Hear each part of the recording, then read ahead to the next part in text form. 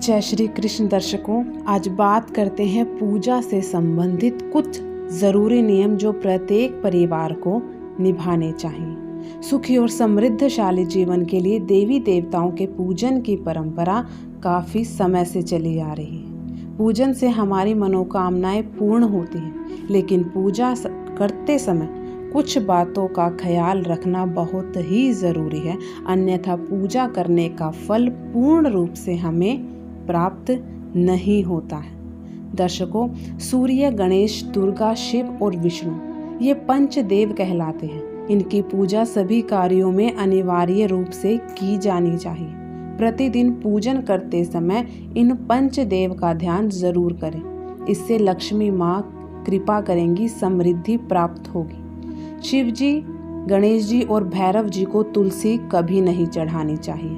माँ दुर्गा को दुर्वा मतलब जो एक प्रकार की घास होती है नहीं चढ़ानी चाहिए। यह गणेश जी को विशेष रूप से अर्पित की जाती है। सूर्य देव को शंख के जल से अर्घ नहीं देना चाहिए। तुलसी का पत्ता बिना स्नान के कभी भी नहीं तोड़ना चाहिए। शास्त्रों के अनुसार यदि कोई ऐसा करता है तो पूजन में ऐसे पत्ते भगवान द्वारा स्वीकार नहीं किए जाते।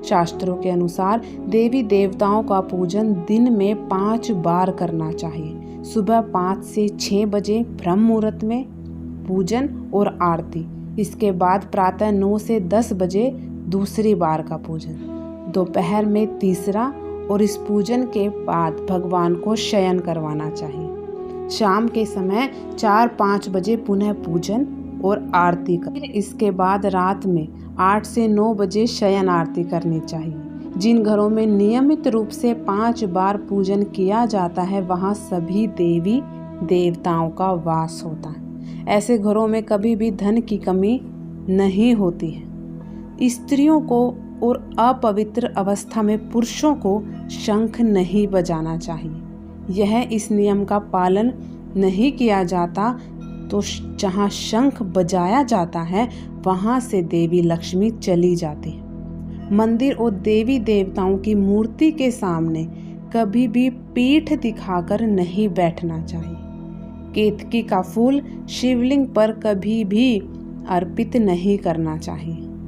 दर्शकों, दुर्वा जो एक प्रकार की घास है, रविवार को नहीं तोड़नी चाहिए। शास्त्र के अनुसार शिव जी को प्रिय बिल्व पत्र 6 माह तक बासी नहीं माने जाते, अतः इन्हें जल छिड़ककर पुनः शिवलिंग पर अर्पित किया जा सकता है। तुलसी के पत्तों को 11 दिनों तक बासी नहीं माना जाता, इसलिए पत्तियों पर हर रोज जल छिड़क पुनः भगवान को अर्पित किया जा सकता है। आमतौर पर फूलों को हाथों में रखकर हाथों से भगवान को अर्पित किया जाता है, ऐसा नहीं करना है।